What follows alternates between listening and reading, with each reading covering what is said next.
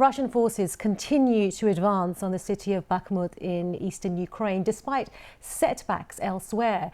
British military intelligence reports that Russian forces led by the private military company Wagner Group have achieved some localized gains in the Donbas.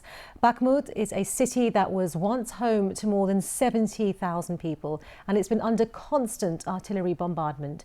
Our defence correspondent Jonathan Beale reports. Russian forces are inching ever closer to the city of Bakhmut. The centre now reverberating with the sound of constant shelling. 70% of the population have already fled, and each day more are leaving. You're trying to leave? Among them, Alina, who's packed all she can carry. It's very hard when you're almost 70 years old and you have to go through all this. You need to squat over the fire to cook food. You need to carry buckets of water to your apartment. It's so hard. I curse the one who started this war.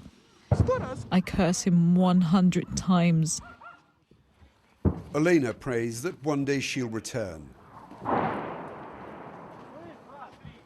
She's not alone, though, in looking for divine intervention. So is this Russian soldier taking part in the assault. Recent Ukrainian drone footage shows the ferocity of the battle, but the Russians are still closing in.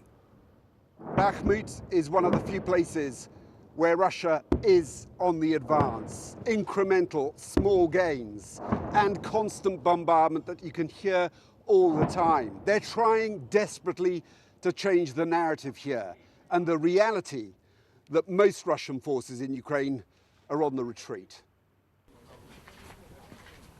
This is the image of Russia's army that Ukraine wants to show the world. A graveyard of tanks, armour and even aircraft destroyed in its advance further north. But even Ukrainian commanders admit this war still hangs in the balance, with Russia calling up more troops. It depends on how many they'll be able to mobilize and the quality of those troops. So far we are seeing they are of poor quality and they don't have enough weapons. There's another graveyard in nearby liberated Liman. At this one, they're digging up the remains of up to 200 civilians and soldiers buried during Russia's brief occupation. Forensic experts still looking for any evidence of torture. This war is proving costly for Ukraine too. Jonathan Beale, BBC News, the Donbas.